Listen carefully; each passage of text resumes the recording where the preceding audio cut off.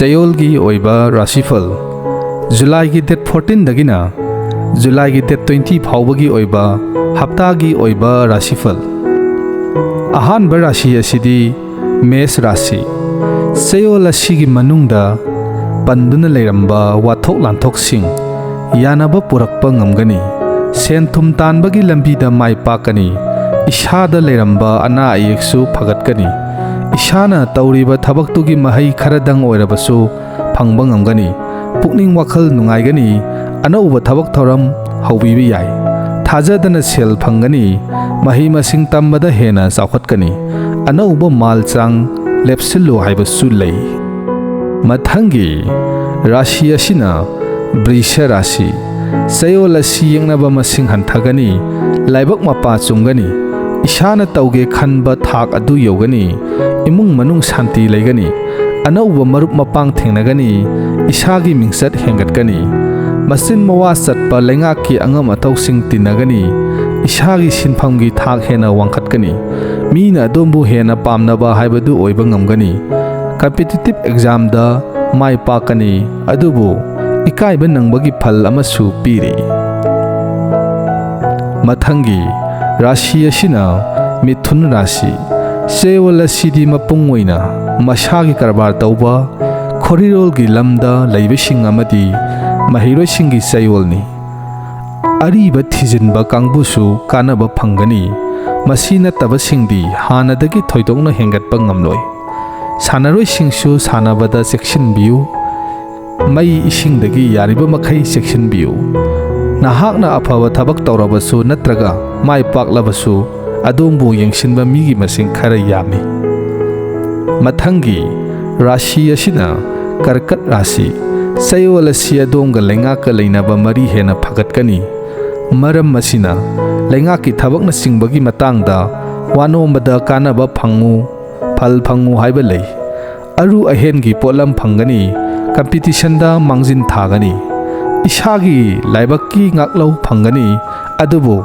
miga muknaba amadi khatna sainabagi thabakti yarba makhai tawbigado Saba thakpa mari leinaba thabaksu yarba makhai section biu Mathangi Rashi asina Singha Rashi Chayol asi adom ayamba hiram khudingda makok thongbagi phal chauna piri maram asina masi khangna ishagi tawgadaba ithau adu niyom chumna pangthokpiu lau singubaga mari leinaba thabak singsu mai pakani nupa nupi ani tuna chawkhatminagani puksel khoijel tinana leminagani adubu ishagi wangangda yariba makhai section biu afaba oirabasu phattaba oirabasu viral chatlu haiba lei Mathangi Rashi asina Kaina Rashi Chayol asi adomgi oinadi ahal laman singgi wahaida gurugi phankhong thadok piganu hainaba dugumani masi khangna chatpiu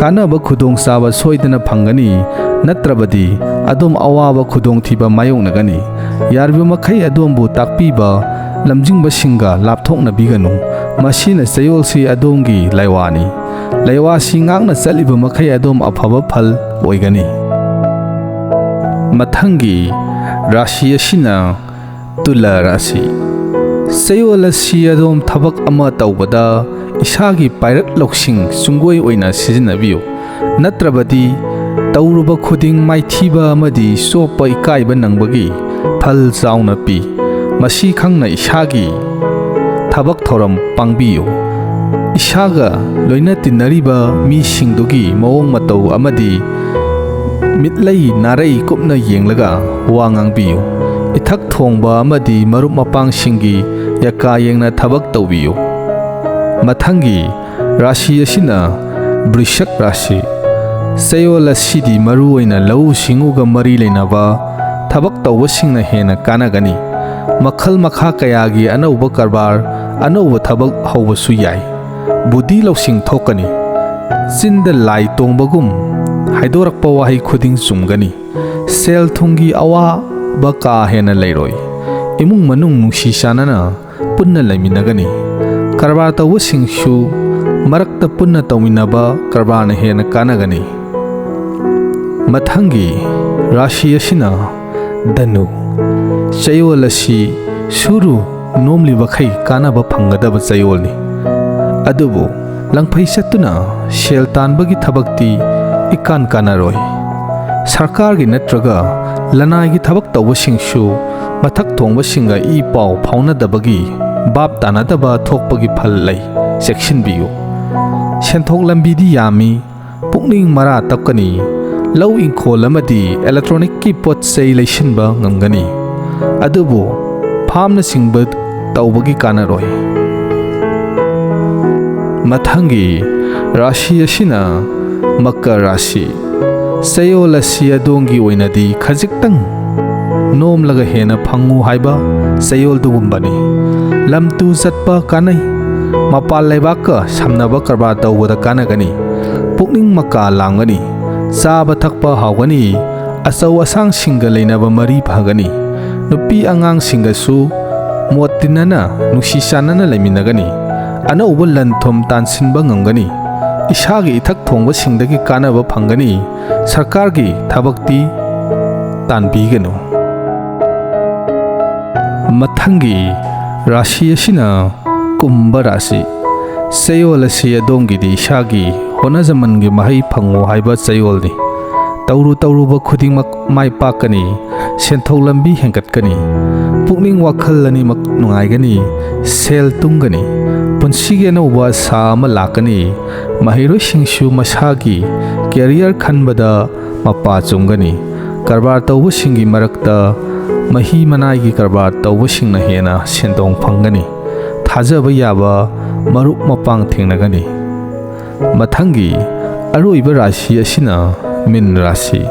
Chayol asi adom ishagi pukning tapthaba amadi phathaba ngamliba bakai ishagi ithau mai pakna pangba ngamgani. Imung manungda awa ayek yauna makhal kayagi sakri mayungnagani. Ishana ishabu thajaba watpagi phibamsu lakani. Pukning wakhal nungsuk nungjangnagani. Adubu ishorgi thaujaldagi senthok lambidi watloidabanina ka hena khangba ngamdaba makhai waba adugumnadi tawroi. Migi mating phangani. Video asibu like tawbiramba amadi channel asibu subscribe tawbiramba kaubiganu.